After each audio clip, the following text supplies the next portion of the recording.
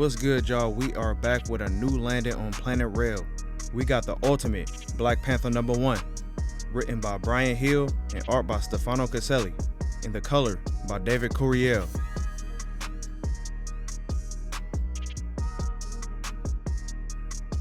So we start here in West Africa, and these men are putting in some work. It looks like they're working in a mine. Then one of them takes a break. He wiping the dirt off his face. Then out of nowhere, him and other people get blasted away. These blasts literally disintegrated their bodies. Then we see who is behind this attack. The avatars of Khonshu and Ra. And they say, in our name, claim this land. And if you don't know about them, Khonshu is the moon god and Ra is the sun god. They both are Egyptian deities.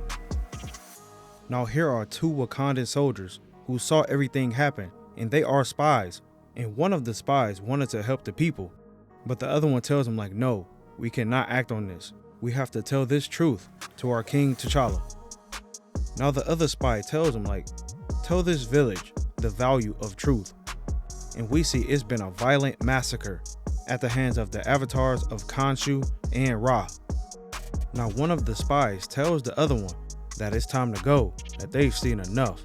And the second spy tells him, and yet we have done nothing. I know he was ready to fight everybody that was down there. Then we cut to a kid crying because his home is destroyed, and the two spies are going back to Wakanda. And one of the spies says that they've seen the anger of Khonshu and Ra. Their demise will come, and they soon will know the justice of Wakanda. Now we see King T'Challa waking up from a nightmare. And somebody is like, "Nightmare, my king?" And we see that he's talking to Okoye. And he says that we are equals here. There are no pleasantries. And I'm surprised they are in two separate beds because they are married. And Okoye tells him that being equals is not tradition. She tells T'Challa that he is her king, she is his wife, and that she serves his throne. So T'Challa walks outside and he like, yeah, traditions. Then we see the sun shining ever so bright over Wakanda. And T'Challa says that traditions must change. Now back to Okoye real quick. She is now the high mentor of the Dora Milaje. And if you don't know who the Dora Milaje are, they are a group of warriors, and they are like the special forces of Wakanda. And they help and protect the Black Panther. So now T'Challa arrives at the Citadel of Knowledge. And this fit he got on, bruh, is clean. I can see myself wearing that. And after he's greeted by two soldiers, he walks into the building. And we see his dad, T'Chaka. And he asks T'Challa, is he still having those bad dreams? But T'Challa tells him that they are only dreams. So T'Chaka tells him that they are brutal dreams of a king. And he says that the gods speak to T'Challa. And those dreams may be giving T'Challa a warning of something. Then T'Chaka tells him that maybe you have these dreams because you will not listen. But T'Challa tells him that they need to make their wishes more clear. So T'Chaka asks, does the king need my advice? And T'Challa tells him that he is in the shadow of his father's wisdom, and him being on the throne of Wakanda changes nothing. Now T'Chaka tells his son to speak with the divine mother of the Vodou Khan, but T'Challa does not trust them at all. And his father says that he shouldn't, but he needs to recognize their power. Then T'Challa says that their power lies in superstition and in fear. Wakanda should be free of the Vodou Khan. So T'Chaka tells him to hide his intentions, but the Vodou Khan senses T'Challa's doubt. His father tells him to share his dreams and show them that he will listen, and to keep them close while he decides their fate, because people should only know that they are enemies to the king after they've been destroyed. Now T'Challa is at the temple of the Vodou Khan, and somebody tells T'Challa that he's been dreaming of pain and suffering, and they ask him, what does that teach him? Then he says he learns from books, not dreams. But Matron Amala, the sacred mother of the Vodou Khan, says that T'Challa is underestimating his dreams. Then T'Challa tells her that the Vodou Khan underestimates him, and he tells her that he's not his father. Now Matron Amala tells him that since the birth of Wakanda, the Vodou Khan has served this kingdom and all of its kings. Their connection to the gods is T'Challa's as well, and she wants to prove that by offering her counsel. Now she says that the Vodou within meditation, they've sensed something violent. There are enemies within their midst, enemies outside the wall, and she tells T'Challa, trust no one. Then she tells T'Challa that his dreams warn him and that the gods are on his side, but gods can be fickle. And here's the definition of fickle in all of its synonym words. But T'Challa tells her that he won't be paralyzed by paranoia. T'Challa is not going to rule in fear of his own people. Then she tells him not to choose fear, but awareness, and that the Vodou will be his eyes as well. Then T'Challa reluctantly tells her that the Vodou has his gratitude. Now I just want to pause it real quick. A couple of my boys told me that they thought about me and said that I look like T'Challa when they was reading this. Here's me and T'Challa, side by side. What y'all think? But now we at the royal palace of Wakanda, and T'Challa is sitting with his wife Okoye and his sister Shuri. And they are getting told about the massacre that happened earlier. It was difficult for the spies not to help those people. So they tell T'Challa that they can form a small group of warriors with the Dora Milaje and to seek out who did this. But T'Challa tells them, I'll take information from spies, not strategy. And he dismisses them and they leave. Now Shuri is kinda upset at T'Challa. She says that those spies would die for him and they wouldn't lie to him. But he doesn't think they're lying. And he tells her that Wakanda's armies will remain still. Then she yells at him like, people are dying, T'Challa, and you don't want to do nothing? But he gets up from his seat and he says that he didn't say that he wouldn't do nothing. T'Challa is just saying that Wakanda will not enter a war. Then Shuri goes on to say that their father would act. But T'Challa tells her like, he ain't king. And I didn't say that we will not act. He tells Shuri that they need information. Also, they need to scope the scenery out just to see what they want and why. Then T'Challa says that once we know all of that information, then we can consider going into war.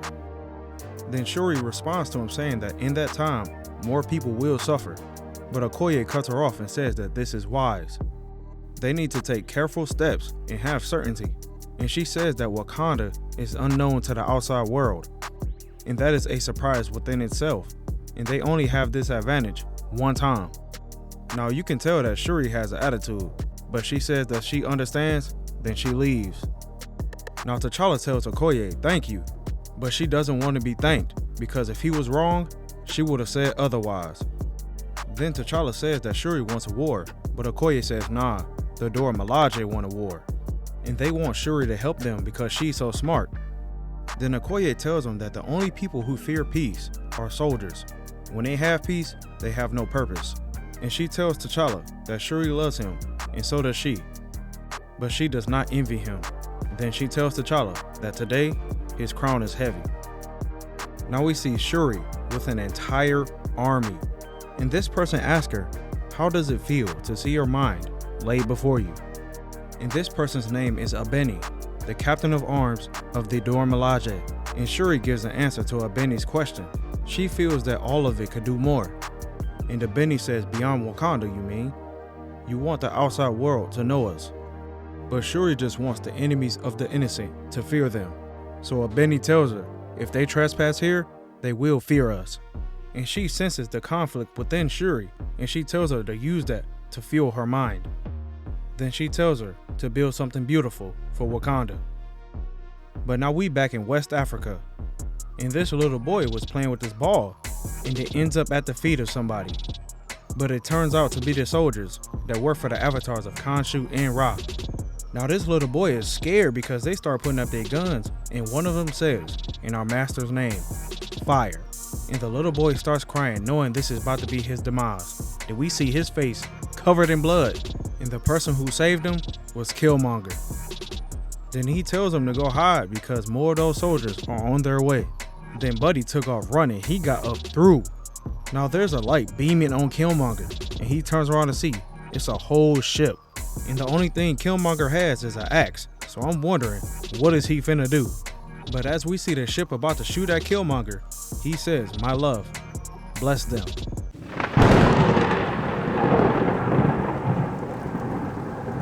And when I read this for the first time, I'm like, there's no way that's who I think it is.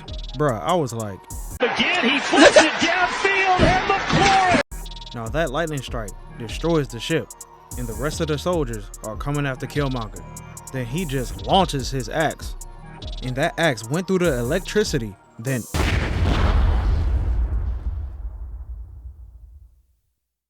now Killmonger gets his axe back, and he tells the people of this village that their gods and hidden kingdoms will not protect them, but him and the Wind Rider will. But that's definitely Storm, and her and Killmonger being together, I was like, oh. But now we back in Wakanda, and T'Challa is giving a speech, and he says today is a celebration of life, and they rejoice in the love that everyone has for each other. Then he says that Wakanda is their kingdom, built from the efforts of every last person there, and it is T'Challa's honor to serve as their king. And I don't know who this mysterious person is, but we gonna find out. T'Challa says that the people of Wakanda are his strength. Then we see his sister Shuri, the Voodoo Khan, and his father, T'Chaka. And T'Challa says that they are his family, his faith, and his legacy. Then we see that mysterious person turns out to be a bomber, and they yell for Khonshu and for Ra. So for them to sneak up there or something, they had to pose as one of the Voodoo Khan. That is the only solution I have in my head. Now both T'Chaka and T'Challa see what's happening. Then T'Chaka pushes T'Challa off of the platform. Then we see the explosion happening, and T'Challa yells out for his father as he's falling to the ground. And we see him forming his Black Panther suit onto his body. Now the ultimate Black Panther lands on the ground. And now we see T'Challa staring at the body of his deceased father who was caught in the explosion.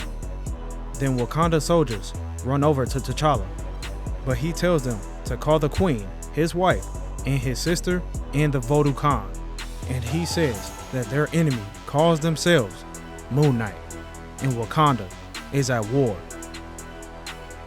Now that ends episode 1 of The Ultimate Black Panther. That had a crazy ending. I did not expect none of that to happen. But let's talk about this issue in the comments. Y'all like and subscribe, and I'll catch you on the next episode that lands on Planet Rell. God bless. I'm out.